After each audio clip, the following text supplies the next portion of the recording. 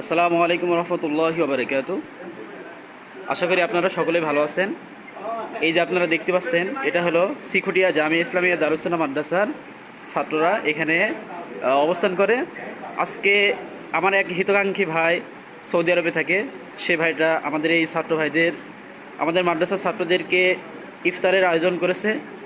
এক সুন্দর একটা দৃশ্য, আসলে দেখলে আপনাদেরও ভালো লাগবে।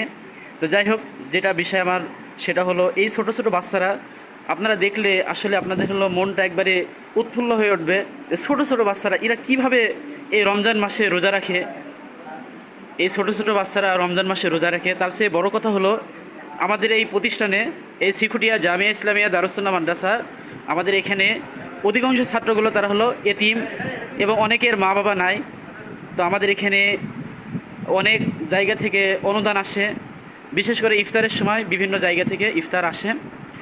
আর দুনিয়াতে অনেক অনেক মানুষ আছে যারা ছোটো ছোটো বাচ্চাদেরকে, বিশেষ করে মাদ্রাসা ছাত্রদেরকে ইফতার দেওয়ার জন্য, খাওয়ানোর জন্য তারা অনেক চেষ্টা করে, কিন্তু আসলে কোথায় দেবে সেটা নিয়ে তারা হলো ব্যতিব্যস্ত হয়ে থাকে। তো আপনাদেরকে আমি বলতেছি, আপনারা যদি বা আপনাদের জানাশোনা কোনো ব্যক্তি যদি মাদ্রাসায় কোনো এতিম ছাত্রদেরকে কিছু যদি দিতে চায় বা এই রমজানুল মোবারক মাসে ইফতার করাতে চায়, তাহলে তাহারা যেন এই শিখুটিয়া জামিয়া ইসলামিয়া দারুস-সুন্নাহ মাদ্রাসায় এসে এই আমাদের ছোটো বাচ্চাদেরকে ইফতার করায়।